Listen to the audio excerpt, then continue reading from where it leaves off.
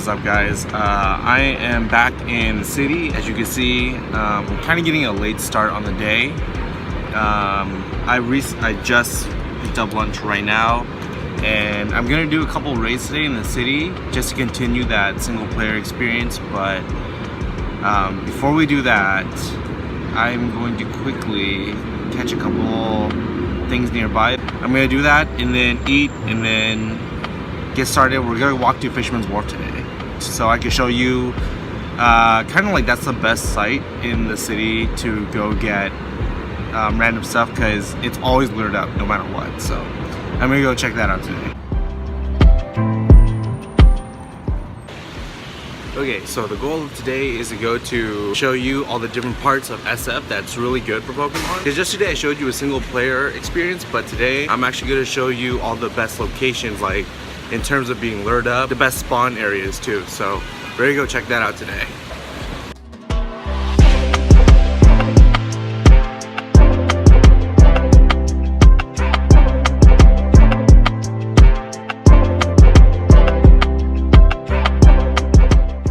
So yeah, along the waterfront is my favorite place to walk because I get to encounter all the different water Pokemon that I normally wouldn't be able to get. Like where I live, I get a lot of rock Pokemon, I get a lot of ground Pokemon, and of course your usual Rattatas and Pidgeys, and like maybe a Growlithe every now and then. So being able to come to the city where it's a water biome and catch all the different Pokemon and even be able to raise up a Gyarados, that's a major appeal to coming to San Francisco versus somewhere else. So it's also that kind of time of day where I start to take care of all the gifts, because I'm somebody that doesn't like badge icons, and I'm somebody that doesn't like notifications either. Circle that tells you that you have gifts is something that really annoys me. So I actually always try to resolve them ASAP.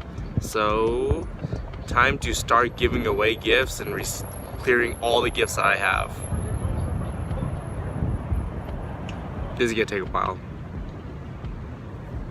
Okay, so I finally cleared out all the gifts, and thank you for people who send me gifts on a regular basis. I actually really appreciate it, because every friend that you get to that third tier, that's 10,000 XP, which is as good as a raid. So I actually value that a lot, and I also appreciate the regular people that I hang out with sending me gifts, because that'll cut down on the eventual Stardust cost if and when we do trade Pokemon, especially for all those like regional exclusives that I have that you may not have. So I do appreciate it.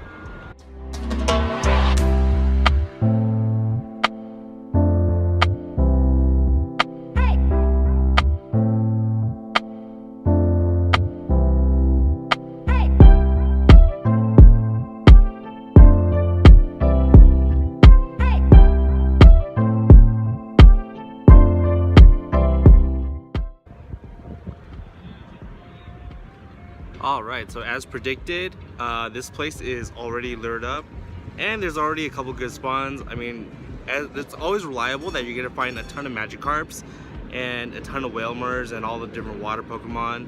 But there's actually a Bayleaf here too, so I'm going to check to see if it's any good. It's decent. Let's see if I can get it. But I'm going to walk around that area and try to do a couple raids here too. One of the good things about SF too that I love is that it's extremely easy to get at least 200,000 XP on a given trip to SF. If you do a couple raids and do a couple good catches here and there, like it's almost guaranteed that you can walk away from SF with at least 200,000 XP and maybe 50,000 Stardust too. So it's also it's also like a good grinding, raiding opportunity here that I love. Oh my gosh, this freaking Bayleaf. It's not even that strong, but it is literally fighting me at every turn. Let's see if I got it this time. Just not getting in the ball. No matter what I do.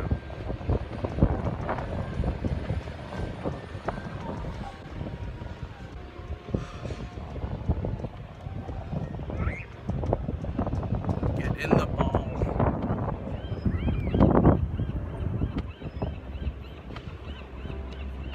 This is something I don't understand about the starters. Like, why are the starters so good at busting out of the balls? Even if you throw ultras at it, like even a Charmander that's CP10 puts up such a fight every single time I try to catch one. Even if I ultra ball it and golden pineapple or golden raspberry it, it will still put up such a good fight.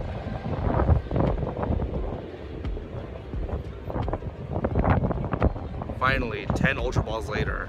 Alright, so right off the bat, there's a couple good spawns around. There's a Baltoy, there's Chikoritas, there's a Carvana, there's Horsey's, and Wingulls. Wingulls are actually pretty rare. I don't see Wingulls that often. Oh, there's even a Bulbasaur hidden behind that Wailmer. But, oh, it just despawned. Never mind.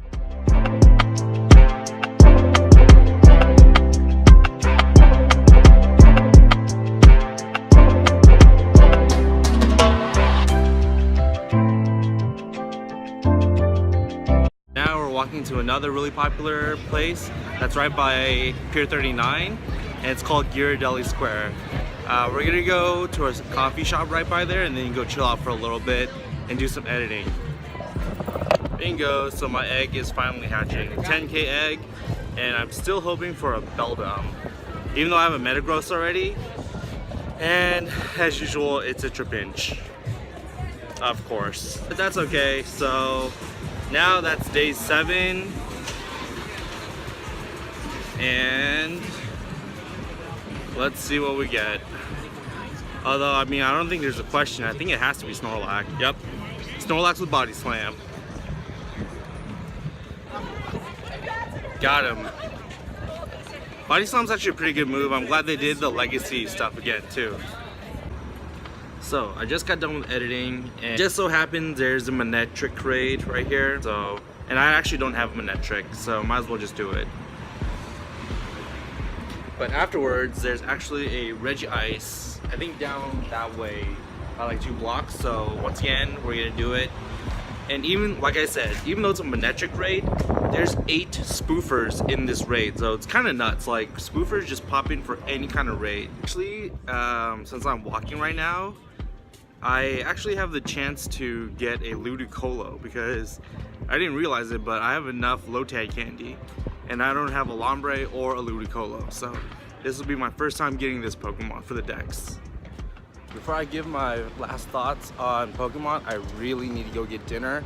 So I'm gonna try to go find a good place to get that, eat really quick, and then kind of wrap up the final thoughts of the day too. So yeah.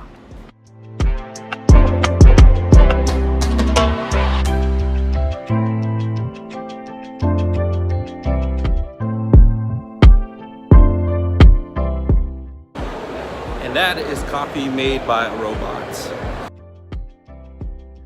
Alright, the Pokemon Go experience in San Francisco. There is no question that without a doubt, it is the best place to do Pokemon Go. I say that because you can do raids by yourself whenever you want, as long as you find one.